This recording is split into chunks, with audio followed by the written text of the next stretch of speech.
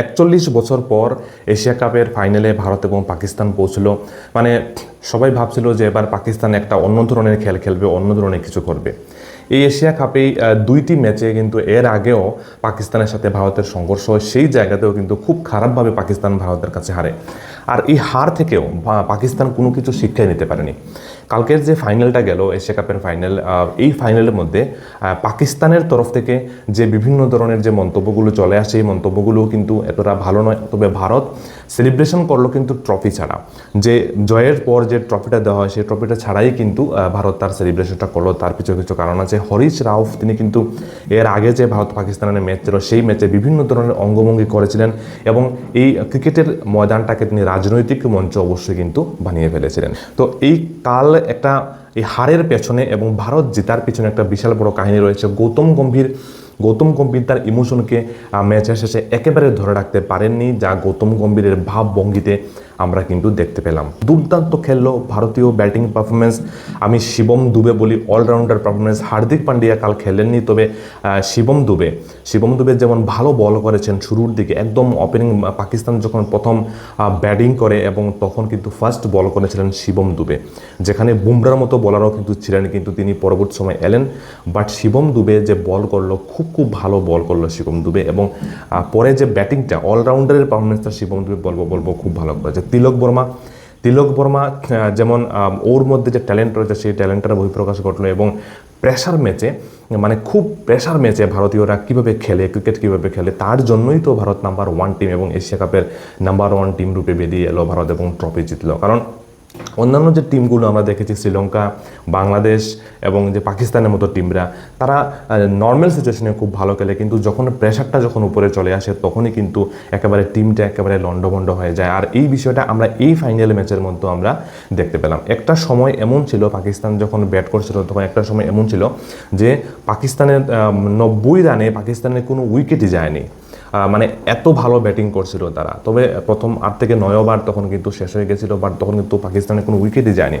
আর শেষের দিকে 146 রান মাত্র পাকিস্তান করতে পারে, আর 146 রানের মাথায় কিন্তু পাকিস্তানের 10টি উইকেট চলে যায়। আপনি ভাবতে পারেন একটা টিম যদি তার যদি 90 রানে থাকে 0 উইকেট, আর সেই জায়গাতে যদি 146 19.1 ওভার অল আউট হয়ে যায় পাকিস্তান টিম, মানে এখানে পাকিস্তান টিমের যে ব্যাটিং বিপর্যস্ততা বা ব্যাটিং ব্যর্থতা, এটা কিন্তু আমরা একেবারে স্পষ্টভাবে দেখতে পাই। স্কোরের ক্ষেত্রে আমি বলবো যে ইন্ডিয়া কিন্তু খুব সহজেই 19.4 ওভারেই কিন্তু ম্যাচটা জিতে নেয়। শেষের দিকে একটু ভালো কন্টেস্ট হয়েছিল, বাট শিবম দুবে একটা ছক্কা মারলো, সেই ছক্কার সাথে সাথে কিন্তু ম্যাচটা অনেকটাই এগিয়ে আসে। ভারতীয় দলের পক্ষ থেকে খুব বেশি যে পাকিস্তানের পক্ষ থেকে টার্গেট করা হয়েছিল অভিষেক শর্মাকে, আর সেই অভিষেক শর্মা কিন্তু স্লো বলে তারা আউট করে দেয়। কারণ কালকের ম্যাচে প্রত্যেকটা ফাস্ট বোলার আমি দেখুন যে কাটার করছিল এবং স্লো বল করছিল, যার ফলে অভিষেকের মতো মারমুখী যারা ব্যাটার, যারা খুব বেশি শট খেলতে ভালোবাসেন, তাদের ব্যাটে ঠিকভাবে বলটা আসছিল না, আর যার ফলে কিন্তু অভিষেক শর্মা উইকেটটা চলে যায়। অভিষেক শর্মা মাত্র 5 রান করতে পারে এবং একটা ছক্কা মারতে গিয়ে কিন্তু সে ক্যাচ দিয়ে বসে। অভিষেক শর্মাকে আউট করে পাকিস্তান ভাবলো যে তারা ম্যাচটা জিতে নেবে, কারণ গত যে 2টা ম্যাচ আমরা বা 3টা ম্যাচ যদি আমরা দেখি, তাহলে অভিষেক শর্মাই কিন্তু ভালো রান করেছিল, 70 আশেপাশে রান করেছে 2টি ম্যাচে, একটি ম্যাচে 60 আশেপাশে রান করে। তো সম্পূর্ণ ভারতীয় টিমটাকে সামনের দিকে লিড করছিল কিন্তু অভিষেক শর্মা।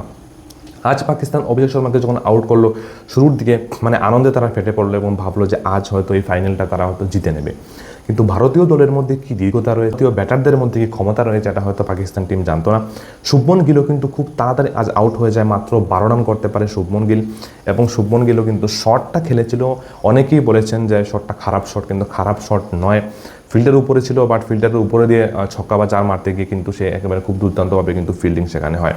সূর্যকুমার যাদবও কিন্তু খুব তাড়াতাড়ি আউট হয়ে যান, মাত্র 1 রান করেন। সূর্যকুমার যাদবের এই সিরিজটাই কিন্তু এত ভালো কাটেনি এবং ফাইনালে গিয়েও কিন্তু মাত্র 1 রান করে সূর্যকুমার যাদব আউট হয়ে যান। ক্যাচ দিয়ে দেন একেবারে সোজা, একেবারে মিডঅফের হাতে একেবারে তিনিও কিন্তু ক্যাচ দিয়ে দেন। তো এই ব্যাপারগুলো 3টি উইকেট ভারতের কিন্তু খুব তাড়াতাড়ি চলে যায়। আমরা 13 রানের মধ্যে 30 রানের মধ্যে আমরা 3টি উইকেট কিন্তু ভারতের পড়ে যেতে দেখি। এই জায়গাতে অবশ্যই অন্য যদি কোনো টিম হতো খুব তাড়াতাড়ি টিমটা ভেঙে পড়তো, তবে ভারতীয় টিম ভাঙার টিম নয়। কারণ ভারতীয় টিমের মধ্যে এমন কিছু যে তাদের যে অভিজ্ঞতাটা, সেই অভিজ্ঞতাটা বয়স কম হলেও সেই অভিজ্ঞতাটা কিন্তু প্লেয়ারের মধ্যে রয়েছে। সেই জায়গাতে তিলক বর্মা ভাই নট আউট ইনিংস খেলে যেভাবে সে খেললো, মানে তার মধ্যে যে কি ট্যালেন্ট রয়েছে, সেই দক্ষতার একেবারে সম্পূর্ণ বহিঃপ্রকাশ্যে এই ফাইনাল ম্যাচে পাকিস্তানের বিরুদ্ধে কিন্তু সে দেখে গেল। তার সাথে সঞ্জু স্যামসং 50 রানের পার্টনারশিপ তারা কিন্তু করে। এই জায়গা থেকে দাঁড়িয়ে যখন ভারতের 30 রানে যখন তিনটি ইম্পর্টেন্ট উইকেট চলে যায়, সঞ্জু স্যামসংকে খুব ভালো 21 বলে 24 রান খেলে, একটু স্লো খেলেছিল 114 স্ট্রাইক রেটে, কিন্তু তারপরে বলবো একটা ভালো ইনিংস খেললো। কারণ এই জায়গাতেই কিন্তু আমরা যেমন দেখেছি গত ম্যাচগুলোতে বাংলাদেশের সাথে যে ম্যাচগুলো, এই জায়গাতে গিয়ে তারা কোনো পার্টনারশিপ করতেই পারেনি, বা শ্রীলঙ্কার ম্যাচ এই জায়গাতে গিয়ে তারা কোনো পার্টনারশিপ করতেই পারেনি। বাট এটা ছিল সবথেকে ইম্পর্টেন্ট। আস্তে আস্তে খেলেও, মানে ক্রিকেটের নিয়ম অনুযায়ী আস্তে আস্তে খেলেও কিন্তু পার্টনারশিপ বিল্ড করাটা, যেহেতু তিনটি উইকেট চলে গেছিলো, সেই জিনিসটা কিন্তু করেছিল তিলক বর্মা এবং সঞ্জু স্যামসং। তো দুর্দান্ত, তারা কিন্তু 100 রানের আশেপাশে ভারতের স্কোরটাকে নিয়ে যায়। আর তারপর শিবম দুবে একজন অলরাউন্ডার হিসেবে তিনি দুর্দান্ত পারফরমেন্স করেছেন, দুইটি উইকেট কাল তিনি নিয়েছেন, তার সাথে 33 রান কিন্তু করেন, এবং জড়ো ছিল ভাই 2টি 4 এবং 2টি ছক্কার মার ছিল এই রানে। তো তার সাথে রিঙ্কু সিংকে বলবো যে তিনি কোনো ম্যাচ খেলেনি নিয়ে, বাট এই ফাইনাল ম্যাচে হার্দিক পান্ডিয়া বাইরে যান এবং রিঙ্কু সিং ভেতরে আসে, এবং রিঙ্কু সিং কিন্তু একটা 4 মেরে উইনিং রানসটা রিঙ্কু সিংয়ের হাত থেকে কিন্তু আসে। এই জায়গাতে আমরা গৌতম গম্ভীরের একটা নিউজে আমরা দেখছি যে Asia cup 2025 final India versus Pakistan highlights. Asia cup Bharat সেরা হলো, কিন্তু ট্রফি ছাড়াই সেলিব্রেশন করলো সূর্যকুমারের। এই বিষয়টা যে ট্রফি, যেটা উইনিং ট্রফি, সেটা দেওয়ার পূর্বেই কিন্তু কিছুটা টি-20 মুডে রোহিত শর্মা যাবে সেলিব্রেশন করলেন, সেভাবে কিন্তু এই ম্যাচটাকে সেলিব্রেশন করলো ভারত। কারণ এর আগে ভারত আরও 2বার পাকিস্তানকে কিন্তু ম্যাচে হারায়। হারিসটাও বিভিন্ন ধরনের অঙ্গভঙ্গি করছিল, এবং এই ম্যাচেও কিন্তু বিভিন্ন ধরনের অঙ্গভঙ্গি হচ্ছিল একটি উইকেট নেওয়ার পর পাকিস্তানের তরফ থেকে। তবে শেষ জয়টা কিন্তু ভারতের হলো, এবং এই ম্যাচে 5 উইকেটে ভারত কিন্তু পাকিস্তানকে দুর্দান্তভাবে হারায়। এবং 41 বছর পর এই এশিয়া কাপের মধ্যে কিন্তু ভারত এবং পাকিস্তানের মুখোমুখি হয়। আর 41 বছর পর প্রত্যেকটা টিমের মধ্যে চাপ ছিল, কিন্তু সেই চাপটাকে, ইন্টারন্যাশনাল চাপটাকে সহ্য করাটা সব থেকে ইম্পর্টেন্ট বিষয়, যেখানে ভারত অনুসারকে সহ্য করতে পেরেছে। ভারত জাসপ্রীত বুমরাহ খুব ভালো বল করেছেন, এবং কুলদীপ যাদবকে না বললে না হয় ভাই। যখন পাকিস্তানের উইকেট যাচ্ছিল না, সেই সময় কুলদীপ এবং অর্শদীপ দুইজন বোলার ভারতের খুব ভালো বল করলেন, এবং তার সাথে সাথে কুলদীপও কিন্তু ফাইনাল ম্যাচে 4-4টি উইকেট পান। আমি যদি এই ম্যাচের আমি ভারত জিতার যে মূল কারিগর আমি যদি বলি, তাহলে বলবো আমি কুলদীপ যাদবকে। কারণ কুলদীপ যাদব যদি তখন ভালো বল না করতো, তাহলে পাকিস্তান কিন্তু এই টার্গেটটা ভারতকে 200 রানের টার্গেটও কিন্তু দিতে পারতো। আর যদি এই জায়গাতে পাকিস্তান ভারতকে আরও 20 বা 30 রানের টার্গেট দিয়ে দিত, তাহলে কিন্তু এই ম্যাচটা হেভি কন্টেস্ট হয়ে যেত। এই ম্যাচটা কিন্তু ভারতের পক্ষে জিতা খুব কষ্টকর হয়ে যেত।